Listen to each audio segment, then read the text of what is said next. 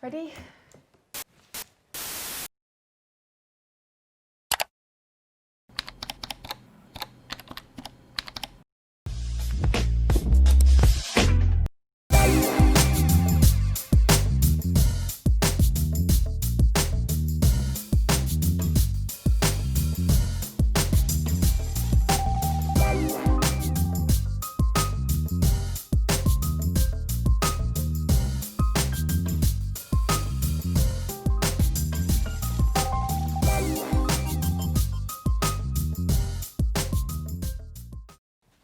Now, there's no denying the global obsession with pornography. However, porn is actually pretty dangerous. There is a site out there where creators are financially and physically in control. I've been doing some research and I think I've found the most ethical way of watching porn. OnlyFans. Now, not all nude content is classified as pornography, and not all content on OnlyFans is pornography, but the site is quickly becoming a phenomenon, with over 30 million users and over 450,000 content creators. But what I want to know is why the site is becoming the new Pornhub. Now, before we talk about OnlyFans, we need to talk about porn. Everything from love to sex has been wrapped up and sold to people for years. Porn is a multi-million-dollar industry and it's widely available for anyone. If a person's only knowledge of sex comes from porn, then they can get into unhealthy habits and form unrealistic expectations of what sex is actually like. I sent out a survey to 100 adults asking them all about porn. 52% of people said they were exposed to porn at ages 14 and younger. Adolescent porn use makes gaps between expectations and reality, which can create fear and anxiety around sex. It also creates a false idea of what young people think their bodies should look like, such as porn star tits and size of genitalia. One person said, "Porn doesn't portray the awkwardness that is sometimes apparent for a person's first time having sex, so it can make them feel insecure." The lack of sex education in schools is also a reason why young people turn to porn. There isn't any education surrounding every sexuality. If it's all just sex, why isn't it taught in sex education? The absence of inclusive teaching means people turn to porn to learn. Porn is also really bad for older people. Porn use is directly related to problems with arousal, attraction, and even sexual performance. Porn is also very addictive. This is because having sex or watching pornography results in the brain releasing a chemical called dopamine, which is responsible for pleasure. Continuously releasing dopamine makes your brain become tolerant to the effects, and in the midst of a global pandemic, people turn to the internet for entertainment a lot more. Even though porn sites are 18+, access can be gained by anyone, any age. It's free, easy to use, and has no restrictions.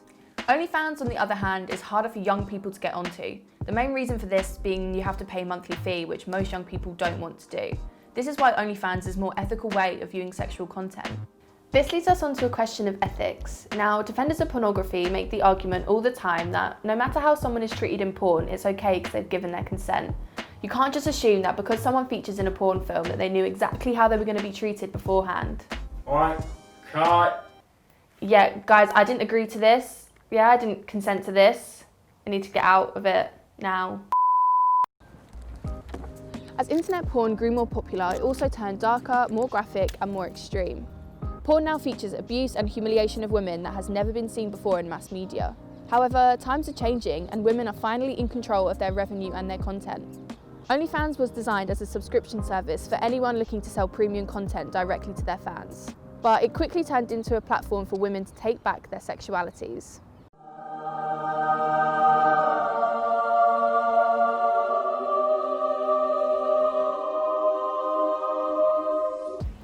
I wanted to familiarise myself with how OnlyFans works, so I met up with a couple women who create content on the site. So my name is Kimmy. I'm from South Yorkshire, 25. I've been doing OnlyFans for about 9-10 months now. The beauty with OnlyFans is each account is run by the creators themselves. They're completely in charge of what sort of content they post, how often they post, and how much they charge.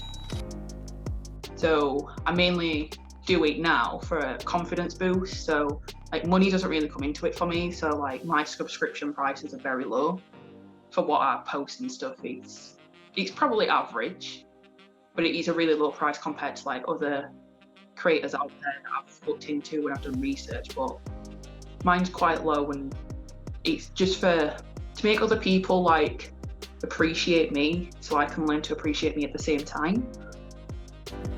Followers on OnlyFans pay a monthly subscription fee to the creator, which ranges from $4.99 to $49.99 a month.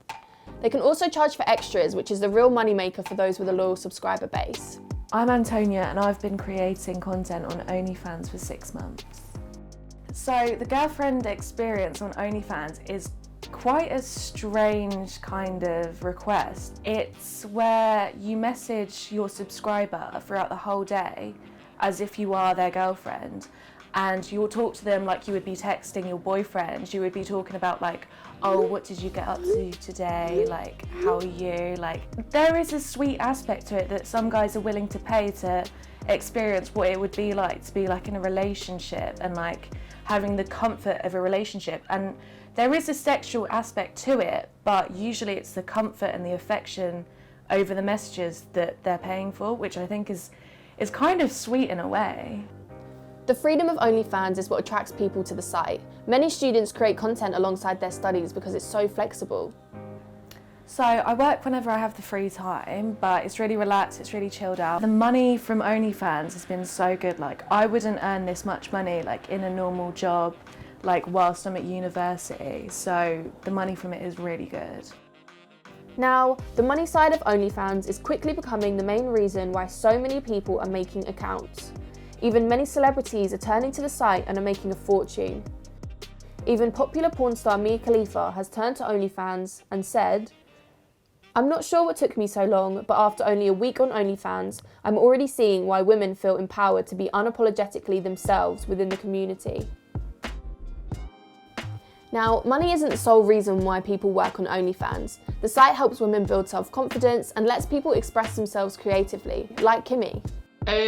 Mainly the confidence it gives me. So last year, before I ever made it, I did a typical girl thing. We all had a mental breakdown after a breakup, and found that I was getting complimented a lot for the way that I look, and being told that I looked pretty made me feel really good. OnlyFans is very popular with women creators. There are many more women creating content on the app than men. I feel like there's more women doing OnlyFans than men, because I feel like straight men are more likely to pay for their porn rather than a straight woman paying to see a guy. I do know some guys that do OnlyFans, but their customers are usually gay. Now, many porn stars have said that their careers affect their personal lives. The same could be said for people who create content on OnlyFans. I was very awkward in some sense with it, about people finding out. I had to approach, because obviously I have a partner, and I approached him with it like, this is what I want to do. How do you feel on it? At first it was very yeah and no, but when we discussed it and I explained, well, this is what I'm doing, I show him everything, like, he's not even bothered now. Like, at first it was a bad personal side to it, but I think it's made our relationship a lot stronger. With my personal life and OnlyFans, it hasn't really affected it as much as I thought it would. All my friends are really supportive, and when it comes to like relationships, I'm not really like looking for a relationship, but I don't feel like it should be an issue, and if it was an issue, then I wouldn't be interested in that person. Like, that person would have to be accepting of me. The average career of a porn star is 8 months, but with OnlyFans you can stop whenever you want. You're not tied into a contract. Obviously with like porn sites and stuff, you're just watching something. With obviously OnlyFans, you kind of see a personality behind the person, and to me I think that's more appealing. Like, I always ask people's opinions, and a lot of people say that the only reason they do OnlyFans is they know that they're supporting someone and they're like getting to know a personality behind like the photos, the videos, behind everything. And also on porn sites you can't direct message people, whereas on OnlyFans you can direct message, you can have a full conversation with somebody. Now, we've looked at just how popular OnlyFans is, but we have to raise the question, are there any negative sides to the site? Like, the negatives when I first started, obviously, was the fear people would find out, but people did find out. That was my own fault for not putting an IP blocker on it. But now that people know, it doesn't really bother me. I get a lot of questions from a lot of people. I even have like friends ask me if they can make content or how to do it. I feel like because I'm very outspoken, it kind of gives me a positive, but I don't think there can be a negative aspect. If you see it as a negative, then you're going to get a negative in return. The negative aspects of OnlyFans, in my opinion, is probably the fact that people think it's all right to ask me like how much I earn. Like, I think it's very rude. So, like, one of the things I don't like is the fact that people expect you to be very open about how much you're earning, and they like to know all like your financial business, and it's really just a bit rude. I feel like there's a bit of a stigma around like adult content creators, because there's usually like a lot of slut shaming that goes on. There's a lot of judgment, but I personally haven't really faced that much judgment. The only thing that I do get quite regularly, which I'm really like uncomfortable with, is messages asking to create content with people, and it's basically like people like proposing to have sex with me and record it, and they think that I'm going to benefit from it, but really it's like, it's more that they would benefit from it, that's why they're asking. Users look for accounts on the site or social media and subscribe. However, in today's computer age, there's an increasing danger that these photos will be leaked. When it comes to people screenshotting content, there isn't actually a feature that does tell you when someone has screenshotted it, but the thing is, I promote my OnlyFans very openly, so I'm not like, oh my god, someone's seen me naked. Like, I know that people that were to subscribe, they would see the content for themselves.